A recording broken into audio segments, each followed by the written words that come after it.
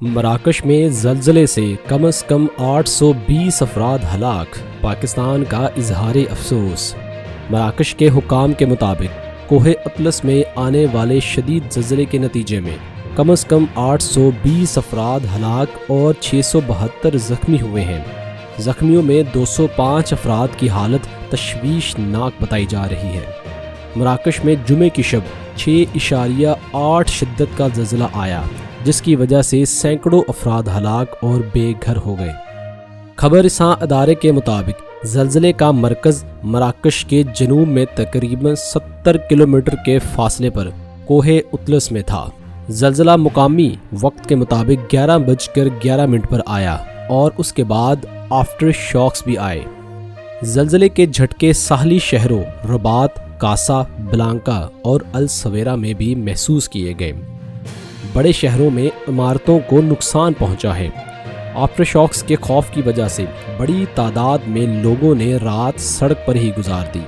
خبر رساں ادارے AFP سے بات کرتے ہوئے سیاحتی شہر مراکش کے ایک رہائشی عبدالحق العمرانی نے کہا کہ یہ ایک خوفناک اور شدید زلزلہ تھا۔ عمارتیں ہل رہی تھیں۔ میں باہر نکلا اور بہت سارے لوگ باہر کھڑے تھے۔ سب لوگ خوف زدہ تھے اور بچے رو رہے تھے۔ والدین پریشان تھے۔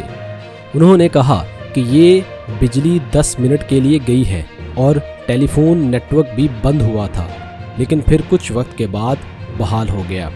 سب نے باہر ہی رکنے کا فیصلہ کیا۔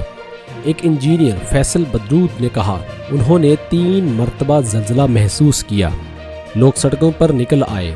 لوگوں نے رات باہر گزاری۔ ہم زلزلہ کی شدت سے گھبرا گئے تھے۔ یہ ایسا تھا جیسے کوئی ٹرین آپ کے گھر کے قریب سے گزر رہی ہو۔ وزارت داخلہ نے کہا ہے متاثرہ علاقوں میں مدد فراہم کی جا رہی ہے۔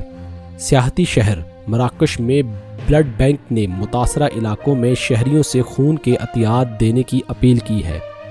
متاثرہ علاقوں سے شہریوں نے ویڈیو شیئر کی ہیں جن میں دیکھا جا سکتا ہے کہ کچھ عمارتیں ملبے کا ڈھیر بن گئی ہیں اور تاریخی شہر مراکش کو بھی نقصان پہنچا ہے۔ سیاحوں اور دیگر افراد نے ایسی ویڈیوز بھی پوسٹ کی ہیں جن میں دیکھا جا سکتا ہے کہ شہر میں ریستورانوں سے لوگ نکل رہے ہیں۔ مغربی شہر مراکش سے 200 کلومیٹر مغرب میں واقع السویرا کے ایک رہائشی نے ٹیلی فون پر خبر رساں ادارے کو بتایا کہ یہاں زیادہ نقصان نہیں ہوا ہے، تاہم افراتفری بہت زیادہ ہے۔ ہم نے زلزلے کے وقت لوگوں کے چیخنے کی آوازیں سنی۔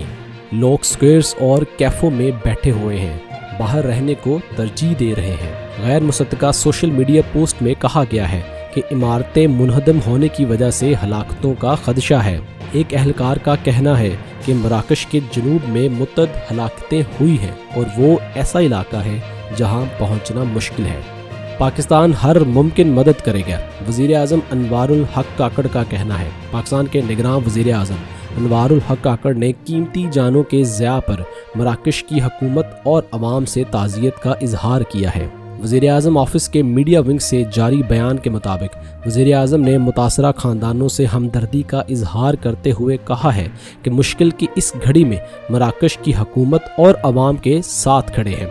پاکستان مراکش کے بہادر عوام اور حکومت کی ہر ممکن مدد کرے گا۔